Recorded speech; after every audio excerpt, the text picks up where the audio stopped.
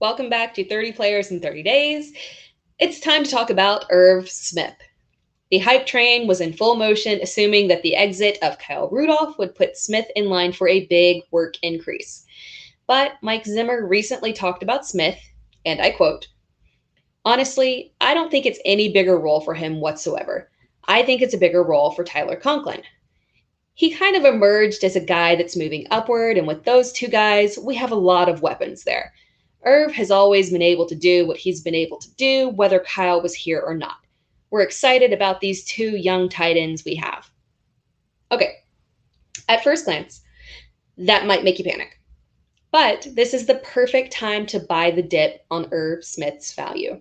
Let's look at the 2020 stats and see if there's anything that we can take away from this statement. In 2020, Smith had 30 receptions on 43 targets, 365 yards, and 5 touchdowns. Kyle Rudolph had 28 receptions on 37 targets, 334 yards, 1 touchdown.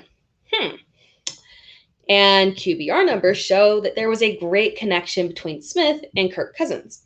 And when Smith and Rudolph were on the field together, there really wasn't a major discrepancy in terms of snap count. Both of them were often on the field upwards of 60 to 70+% of the time. If you read between the lines, this might be coach speak for the fact that there's not just going to be one giant role for Smith to take on, because they likely fully intend to continue with 2 tight end sets with both Smith and Conklin on the field often together. Smith was already a big part of the 2 tight end set before. So the bigger role technically is in fact for Conklin, who will now be a part of that 2 tight end situation. It's not a knock on Smith, just confirmation that they'll continue to use 2 tight ends.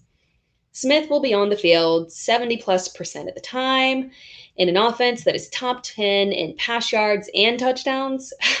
Yeah, I'll take that. Smith is a moderately risky buy because the offense doesn't exactly lack in terms of receiving options and weapons, and as we see, he won't be the only tight end option. He'll operate as a low-end tight end 1 or a high-end tight end 2. But he's a great depth add as a young tight end that has already carved out his space at only 22 years old, 23 when the season starts. He's practically a baby in tight end years. And as he continues to have opportunities to showcase his skill set, he has so much potential moving forward. He's still a great buy option.